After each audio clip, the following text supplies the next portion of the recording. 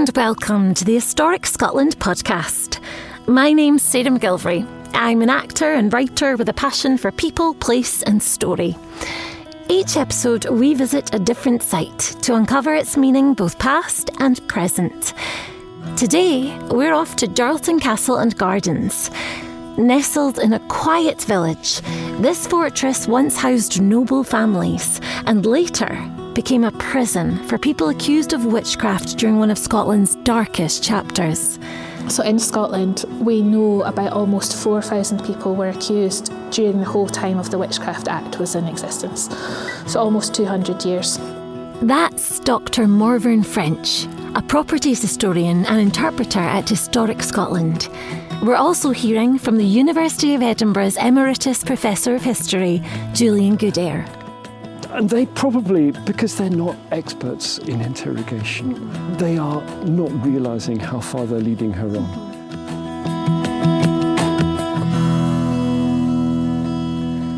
Built to impress, Dirleton Castle was once a space of status and spectacle where noble families ate, talked politics, entertained guests and demonstrated their power.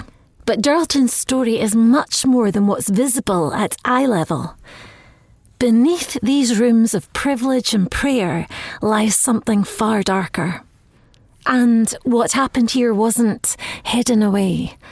Throughout its history, everything unfolded in full view of everyday life. To understand the story of Dirleton Castle, you have to hold all of that at once. Power and punishment, faith and fear, belief and brutality. But let's start at the start. The castle itself, we don't know the exact date that it was started construction, but we think it possibly dates back to the 13th century, to the 1200s. And the first owners were a family called De Vaux, which are an Anglo-Norman family. So they started out in what's now France, and then they came to England, and then they came up here, as lots of high status families did at that time, around the time of the Norman conquest of England. So they came up here and they had quite high status in Scotland as well. One of them was the steward of the Queen, Marie de Cossé, who was the Queen of Alexander II. So we think that around that time they were establishing themselves here in East Lothian, and they started the building of this castle. And so part of the castle that you can still see today, if you're facing the castle from the drawbridge, it's on your left. It's called the De Vaux Towers. Oh, nice. So there are two round towers. And then where we are standing now, in the Halliburton Range, underneath this range is the remains of two further towers. So that would have been the first parts of the castle, the two De Vaux towers over there and under where we're standing as well. Yeah, so the whole structure would have been almost as big as it is now. But then the Wars of Independence happened. Robert I had this policy of, it's called slighting castles. Okay. So once he captures a castle, he makes it indefensible. He tells his soldiers to destroy parts of it. So he had the two towers that are underneath the Halliburton Range destroyed, left the two remaining towers that we can still see today. And this was to make it harder for his enemies to hold a castle against him in the future. Okay. So, for example, the English or any of his Scottish enemies couldn't use it to defend this location anymore. Okay, so it was too much for him to try and run it and take it over himself, so instead he makes it sort of indefensible so that an opposing army can take over and use it for themselves. And it takes a lot of resources, as you suggested, to run a castle, so it saves him the bother of spending his own resources doing it as well. Yeah. So it's sort of strategic destruction. That's interesting, because I always wondered, because you see so many of these castles and so many are in quite a lot of a ruined state, and then so part of that was maybe his destruction of them at the time, and then they obviously went through different phases then afterwards. Yeah, so a lot of castles like Dirleton, they have later phases added on to what had been destroyed in Bruce's time, and then still a lot of those later phases are ruinous, like the Great Hall that we're standing in now. Part of that is because of later events. Like, for example, Dirleton was besieged in 1650, and part of that is just the stone was reused by local people for other structures. For houses or farms? Yeah, exactly. So before the time when we we were more conscious of preserving things like we are now, they would just go, oh, here's this stone sitting doing nothing, we might as well use it. It's good stone. That's quite interesting, just repurposing it for something else that was like more essential to them at the time. Yeah. And so then the Halliburton, so were they another family? The Devoes held it until the sort of middle of the 14th century. One of the daughters of William Devoe, whose name we don't know unfortunately, she was the heiress, and she married a guy called John Halliburton. Okay. So that, it's very sort of male-centred, this naming of the different ranges, but so the Halliburtons owned the castle from that point onwards, and they developed this quite large range that we're standing in just now. So it's got the Great Hall, which is quite sizable. Underneath there are massive cellars for storage and servants, and then we've got, at this other end underneath, we've got the chapel, and then underneath that the prison. So it's quite, there's quite a lot surviving, even though the room we're in now doesn't have a roof or walls. There's quite a lot still that you can see, a lot of the original features. The castle changed hands again, sort of around the beginning of the 16th century. So another heiress, Janet Halliburton, she married William Ruthven, who was Lord Ruthven, and that family, they later became the Earls of Gowrie. And again, it was like these prominent families that had high positions at court, and they had this amazing castle. Across the way there, you can see that building there dates from the 16th century, and it's called the Ruthven Lodging because it was built around the time that the Ruthvens were owners of the castle. In 1584, the first Earl of Gowrie, he was actually executed for treason, and his widow Dorothea, she lived out the rest of her days here. She probably died about 20 years later or something, and then after that the property sort of reverted to the crown because of the treason. And then in the 17th century, it changed hands a few times. So it was owned first by a guy called Thomas Erskine, who was a courtier. And you'll notice with the dates that this was quite soon after the union of the crowns. So lots of the courtiers who used to be based in and around Edinburgh now spent a lot of their time in London. So a lot of the castles up here fell out of regular use by their owners. And then in 1631, it was owned by a guy called John Maxwell of Innerwick, who he got the title of Earl of Dirleton. And it was actually during his time that the whole witch accusations happened. Okay. Although he personally doesn't seem to have been involved. So he was quite often away as well. He had other property in East Lothian, and he also spent a lot of time at London as well. So by that point, I think he wasn't actually living here. It was just one of his several properties. Hello. Oh, sorry for the interruption here, but we wouldn't be able to make the Historic Scotland podcast without Historic Scotland members. If you're enjoying the episode so far, there's more waiting for you. Historic Scotland members get access to extended episodes with exclusive behind-the-scenes content and reflections that didn't make it into the public cut.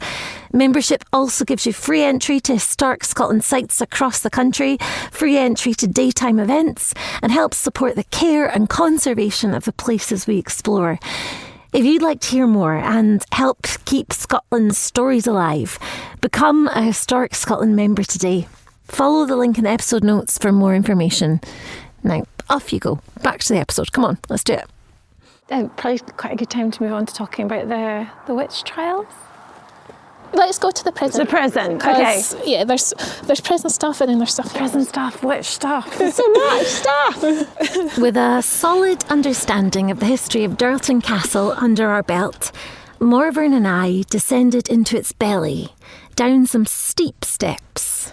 This is the chapel, and then underneath us is the prison. Both of these locations, the godly sanctuary of the chapel and the prison below it, and a third location, the village green just outside the castle grounds, are vital to the story that we're about to tell. Dirleton is famous for many things, including its witchcraft trials. So in 1563, Parliament outlawed witchcraft. And this was just coming just a few years after the Reformation Parliament, where Parliament said everyone must now be Protestant. So there were concerns around that time, a lot to do with morality. And there was sort of a belief that individual morality and acts could affect wider consequences for everyone. In Dirleton, the parish church actually used to be at Gullen, but it got moved to Dirleton because the one at Gullen was sort of in disrepair. And they said, we'll build a new one at Dirleton where all the people live. In 1631, the estate was owned by John Maxwell of Innerwick. The minister of Dirleton from 1639 was a guy called John Magee. So he was the minister of Dirleton while this specific witch hunt was happening in 1649 to 50. So around the time that John Magee became the minister, there was a lot of conflict going on between sort of Presbyterians, who are at that time were the radical Protestants, and the monarchy, and also, of course, you'll know about the civil wars that were happening between the monarchy and the English Parliament. So everything was sort of tumultuous at that time. And the Scottish politicians were concerned about the survival of Presbyterianism. They didn't like that the monarchy was trying to impose a more Episcopalian form of worship, which is more rule by bishops and more hierarchical, whereas the Church of Scotland, which is Presbyterian, was designed to be more flat hierarchy. And in 1638, there was the National Covenant, which many people have heard of. It was signed at Greyfriars in Edinburgh. And that was them saying no to bishops, no to anything except Church of Scotland. So there was a lot of concern by 1649, which sort of played a part in the appearance of this panic period where they were targeting more witches than usual. So there were periods like 1649 to 50 where there was extra attention paid and more people than usual were accused at one time.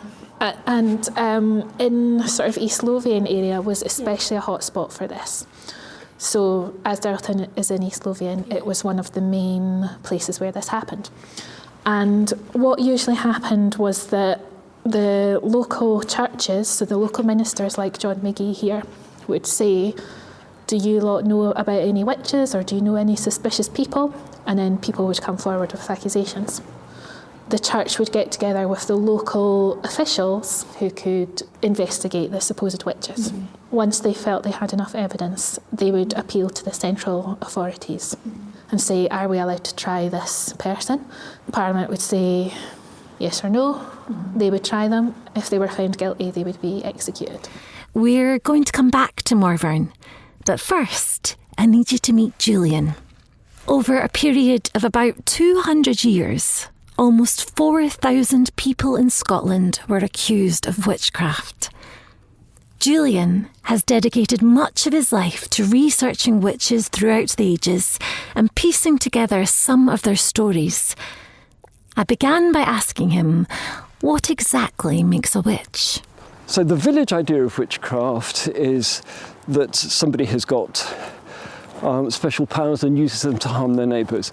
But the elite idea or the demonic idea of witchcraft is the pact with the devil. And so that's a kind of thought crime. It's not about practicing witchcraft or committing an act on a particular occasion. You know, it's about a sort of identity. Mm-hmm. You know, you have the identity of a witch. Because the village idea is that you know, people have these powers, but they don't necessarily have to use them. Yeah. You know, if you steal someone's goods, that doesn't make you a thief. That doesn't give you the identity of a thief for the rest of your life. Yes, got you. You can be rehabilitated. Yeah, that was something you did. It's not who you are. Yeah, exactly. Yeah. But once you made a pact with the devil, that is who you are. Right. So then you are... and, the common folk believe in the devil too, so it's not an entirely strange idea to them, but it's not a sort of everyday thing. But this period in European history is the time of the Reformation and the counter-Reformation in Catholic countries.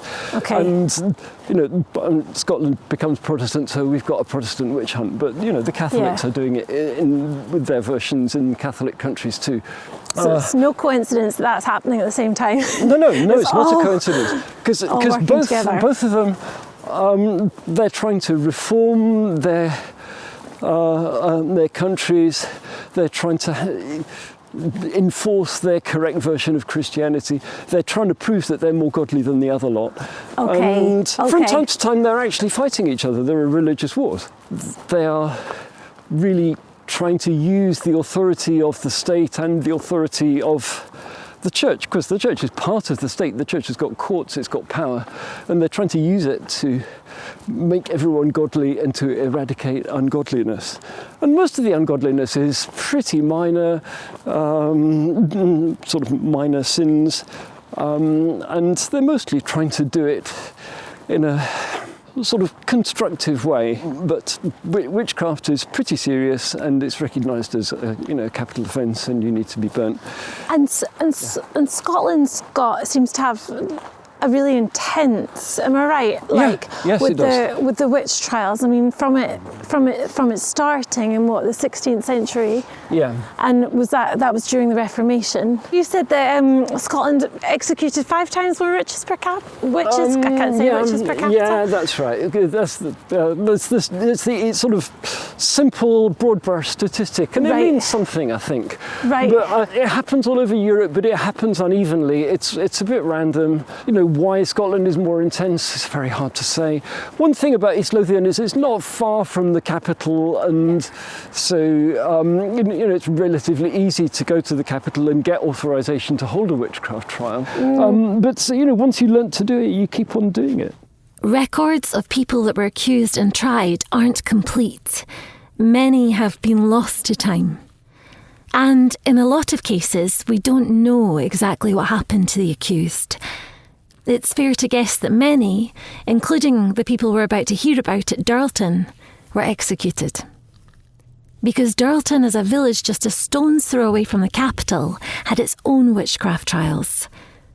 The year is 1649, and this is the story of Agnes Clarkson. So the witches of Dirleton. The first character, so to speak, that we know about is called Agnes Clarkson. The first one who seems to have been accused is Agnes Clarkson. How did she come to the attention of authorities? Probably because she's been named by a previous confessing witch in Longnidrey, which is a bit to the west of here. She appears in the record in June 1649. She is held prisoner in Dirleton Castle at that time. And it's said that in the presence of John McGee, the minister, and various secular officials, she makes a statement. It's as close to her words as we can get, but filtered through someone writing it down. Filtered through someone completely separate who was not really on her side, so to speak. So the account just does say there are sundry particulars of malefice offered to be made good against the said Agnes Clarkson by witnesses. She is accused of having caused harm to people, but it doesn't say what those acts are or who they are. The main point of the witchcraft that these people are concerned about is the pact with the devil that she made. The rest of this episode contains sexual themes and descriptions of torture that may be inappropriate for some audiences. It's quite prurient as well, it's quite sexual as well, so... Is that often the case, that it comes out as that? The devil does seem to have a lot of sex with the female witches. That does seem to be a sort of an established Scottish thing, and it doesn't happen everywhere. It says that the piper's mother from Longnidrey, lately burnt for a witch, came to Agnes's house. So someone who's already been executed for witchcraft, and tries to prompt her to become the devil's servant, which is another way of saying become a witch. Presumably Agnes is giving this confession in this way because she's being asked about this, she knows that there's a connection between her and this other woman. And she does say this other woman has already been burnt as a witch. So this other woman, clearly, she has been tried, she has been interrogated. Almost certainly she has named Agnes, and that's why the interrogators are asking. So she tells some kind of fantasized story of how she met the devil. Agnes says, the next day came in the devil in the likeness of a black dun dog, and went up and down the house, and seized upon the said Agnes, her clothes, and thereafter turning into the likeness of a black man, had carnal copulation with her. So the devil appears as a dog, runs around the house, then he turns into a man. And it's not clear what it means by black man. In those days, if someone had dark hair, they could be described as black. So it doesn't mean they had African heritage. It's unclear what exactly it means. Some of it is obviously pretty stereotyped, and the interrogators are obviously asking standard questions because she's talking about the same kind of thing that I've seen in dozens or more confessions than I care to mention. Yeah, did you have sex with the devil? Carnal copulation, as it's called. The pair of them have sex together. And it says she did find his nature cold. And she found his nature to be cold. Which means his semen. Because he's not a real human, so he doesn't have any warmth, he's completely frozen. This is something that they can work out rationally because the devil is a spirit. He doesn't have flesh, he doesn't have blood, and so he doesn't have heat. And so they're expecting the witches to notice when they have sex with the devil that his body is cold. So they ask about that, and so she says yes, his nature was cold. Yes, you see, this proves that it must be true because she can give the correct answer. And then he says, you will become my servant, renounce your baptism. Eventually she says, okay, so he gives it. So they're pretty convinced that she's guilty, and they just want her to tell her story. And so, they feed her with the details. But she also has the opportunity to, make it idiosyncratic and to bring in her own details. And it says he gave her a mark at that time in the backside of her left arm beneath the elbow. So he gives her the devil's mark, which was one of the ways that interrogators would physically search accused people. So if they find any part of your body that's weird in some way or seems suspicious to them, they say, the devil put this there when you made the pact. So is this part of that witch pricker thing, that the witch pricker would be looking for the devil's mark on you, which could be anything? Yeah, so there's no record of Agnes being pricked, but she might have offered up this mark on her arm as the devil's mark because when witches were pricked, it was a very invasive process, but it's possible that she didn't want to be stripped in front of all these men and to have them search for the mark. Yeah, that's horrific. And then it says, about 14 days ago, there was a meeting of the devil and sundry others with him upon the green of Dirleton, which is just outside the castle, in the twilight. So she hears this noise and comes out, and they're all dancing together, the devil with all of his people. One thing that struck me, they ask when did the meeting with the devil happen, is that she says it was at twilight. And I thought, I've not seen that in a confession before. That's intriguing. Midnight I've often seen, or just in the night. Yeah, I've often seen. Twilight is an interesting time because it's a sort of in between. It's not really night, it's not really day, but in between times, boundaries, and there are times when something particularly magical might happen. Yeah. So that seems to be an idea that she's got, and she probably, poor woman, she'd be very confused. What is it that they want from me? Yeah. But when she comes out with that, they find it convincing, and so they write it down. Why is it always dancing with the devil? They've got to somehow reconstruct the idea of how witches worship the devil, because this is all imaginary. None of this really happens. Nobody says to themselves, I'm a witch, and nobody really gets together and does this. So they're thinking that this is some kind of anti-religion or underground demonic religion.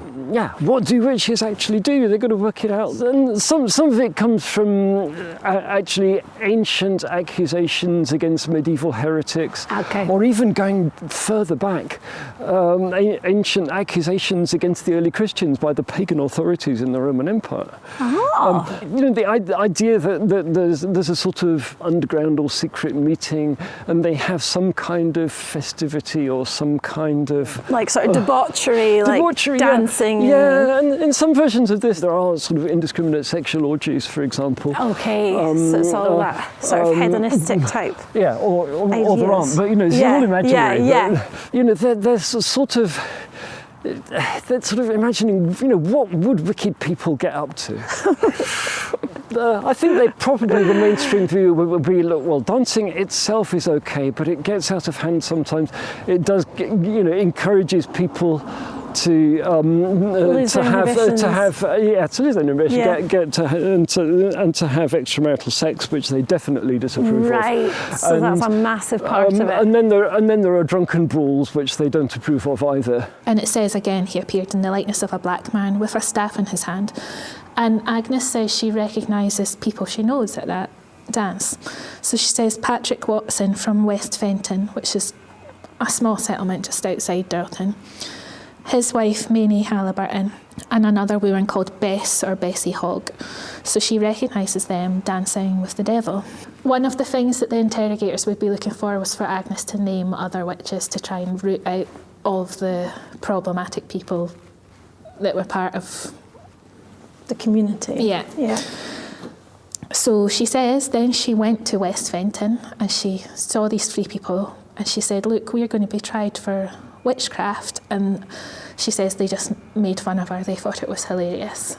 That sort of implicates them in it. They also want to know further names because they think this is a conspiracy. This is what they've seen from other places. There isn't just one witch, there's a whole group of them. She gives them 3 names.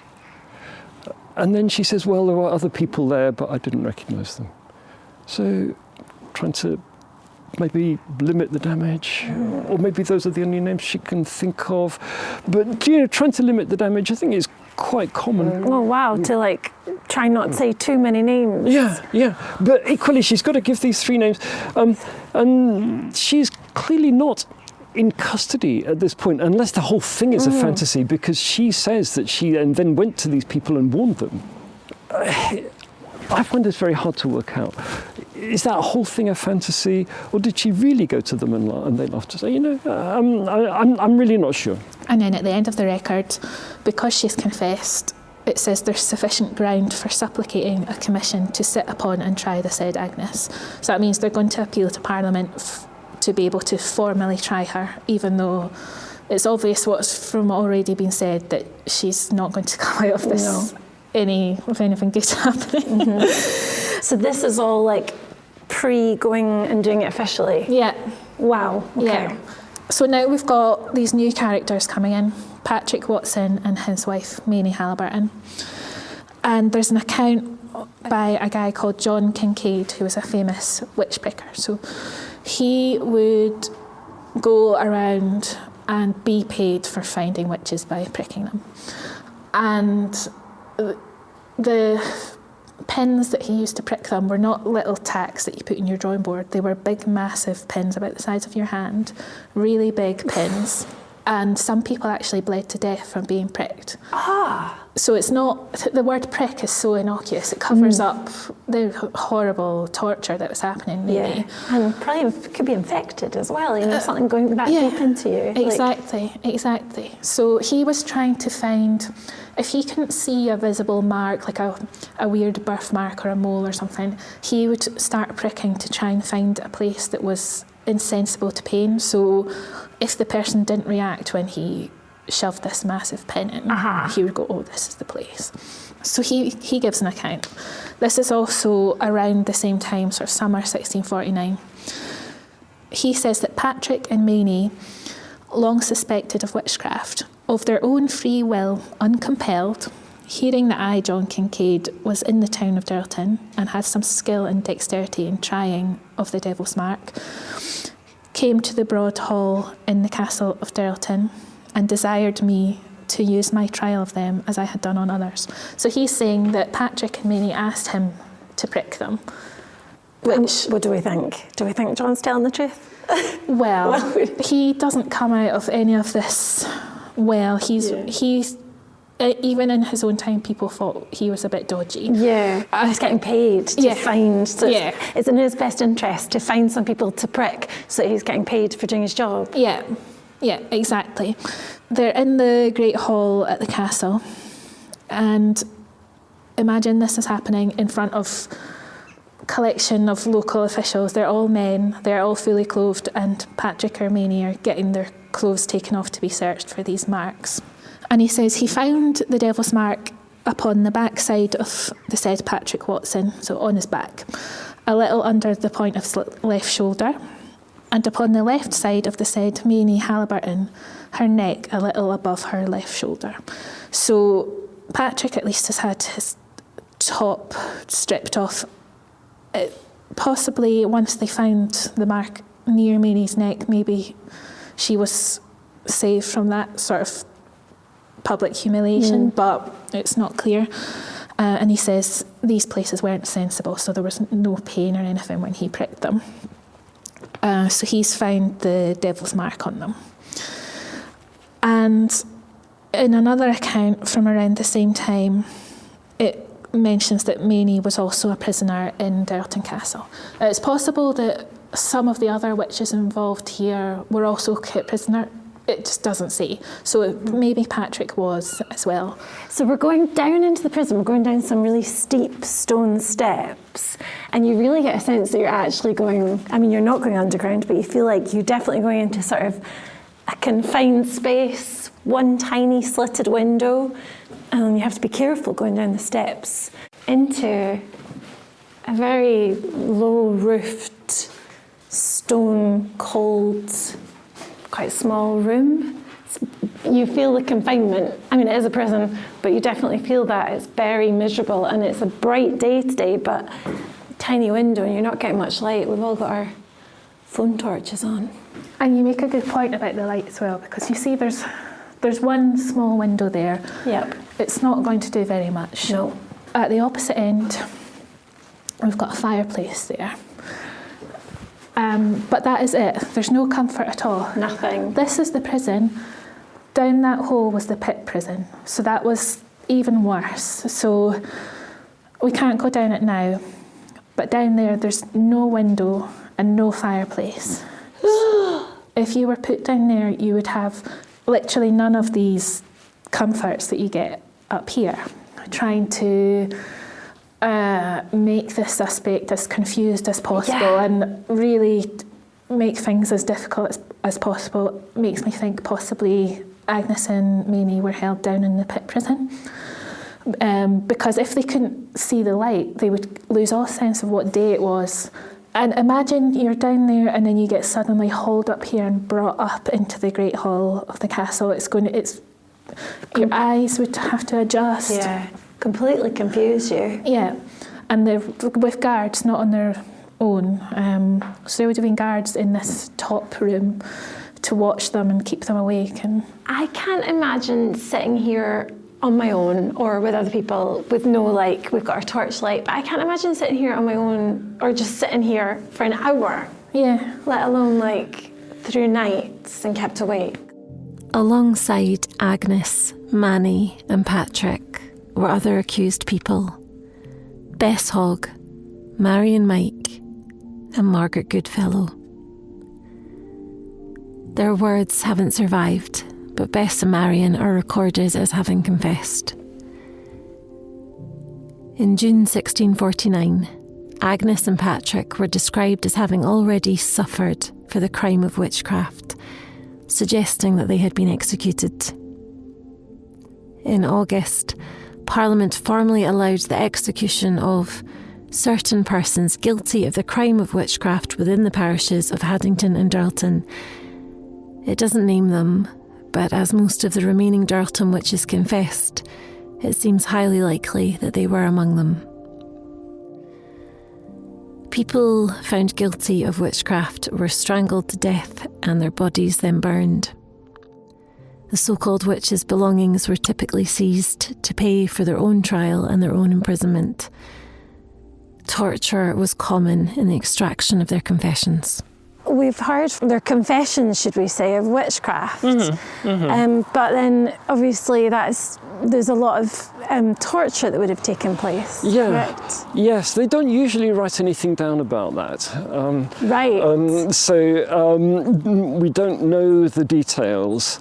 But we've got sort of general statements that torture is common. You don't just, unprompted think, oh, well, I guess I'll just invent a crime of witchcraft and confess to it and get myself burnt. Without some sort of prompting.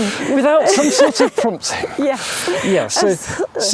What they usually seem to have done is sleep deprivation. So they have a rota to keep the person awake around the clock for 3-5 nights, and this is a very effective method of torture. You think at the beginning, you're going to resist, you're not going to cooperate, but in the end you do cooperate. You have to talk. That's what happens. That's what torture does.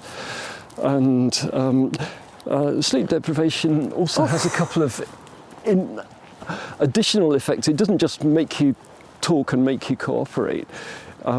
It also may cause you to hallucinate and have strange experiences. Yes. So when they're asking about meeting the devil, some of those experiences may actually be influencing the stories that they tell. And the other thing it does is it makes you lose confidence in your own memory and your own identity.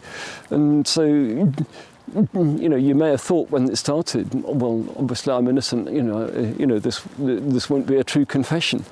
But after 5 days of it, you may think, well, maybe the interrogators are right. Yeah. They're confident. They seem so convinced. Yeah, they're convinced. And so some of them do seem to, continue. Even after the torture has presumably stopped. These people were different from us in some ways, but the same as us in some ways. And if we understand, some of these unusual things that they've done, we can also think about, how would we cope in those times? Yeah. One of the sort of more challenging questions I occasionally used to ask my students, or still ask myself, is, if we really believed today that, the devil was active in the world, the devil could sort of manipulate the physical world to make things appear and disappear, could actually play with our own sense perceptions to make us see things that weren't there. If we really believed that that could happen, and that there were other humans who were in league with the devil, what would we do? Really, what would we do? On International Women's Day 2022, then First Minister Nicola Sturgeon issued a formal apology for the Scottish witchcraft trials, acknowledging the injustice they caused and the thousands of otherwise innocent people who were executed. The story of the witch hunt has lessons for us all. It's so easy to lose sight of our common humanity. Within the walls of Dirleton Castle, noble families lived and partied, soldiers defended it, and innocent people suffered. For some, their final fate was cruelly decided within sight of its stones. Once you know what has been endured here, it's impossible to see it in the same way again. This has been the Historic Scotland podcast. It was produced and edited by Adam Stoner. I'm Sarah McGilvray. Next time, I'm heading to Holyrood Park. Situated right in the heart of Scotland's capital, we're heading back in time to uncover its iconic geology, including the famous Arthur's Seat, its archaeology, and how the site has been used by people just like you and I for millennia. See you then.